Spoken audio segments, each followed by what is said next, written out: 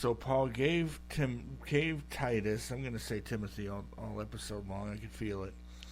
Paul gave Titus the qualifications for the elders, and then starting in verse 10 and going down through verse 16, it's like Paul had a change of mind because he starts talking about dealing with false teachers. Now, much like a lot of the other books that Paul had written, the church that he was writing to was undoubtedly being overrun with people who was giving false doctrines and false teachings. And that is running rampant even in our day and age today, some 2,000 years later. So if it was a problem back then, we can see the way that Paul addressed it here in his letters, and we can apply that to our generation as well. I'm going to read for you Titus chapter number 1, verses 10 through 16, and then we're going to break it down and see what God has for us today. Titus chapter 1, starting in verse number 10. For there are many unruly and vain talkers and deceivers, especially they of the circumcision, whose mouths must be stopped, who subvert whole houses, teaching things which they ought not, for filthy lucre's sake. One of themselves, even a prophet of their own, said the Cretians are always liars, evil beasts, and slow bellies. This witness is true. Wherefore rebuke them sharply, that they may be sound in the faith, not giving heed to Jewish fables and commandments of men that turn from the truth. Unto the pure all things are pure, but unto them that are defiled and unbelieving is nothing pure, but even their mind and conscience is defiled.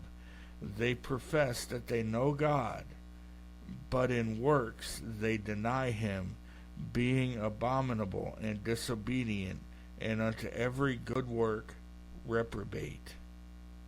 These are some tough words of Paul. Let's break it down here.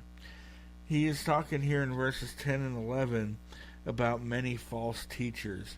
He says there are many unruly and vain talkers and deceivers, especially they of the circumcision. I'm going to stop there. The circumcision in Paul's time, or what Paul refers to as a circumcision, was men, most likely Pharisees or religious leaders, who tried to push the Jewish rituals on the converted Gentile Christians. Like if you would go back and look in Acts chapter 15 and verse number 1, somebody came to the church, I believe it was at Galatia, it might not have been, but somebody came to the church and said, look, if you don't get circumcised, you can't be a Christian.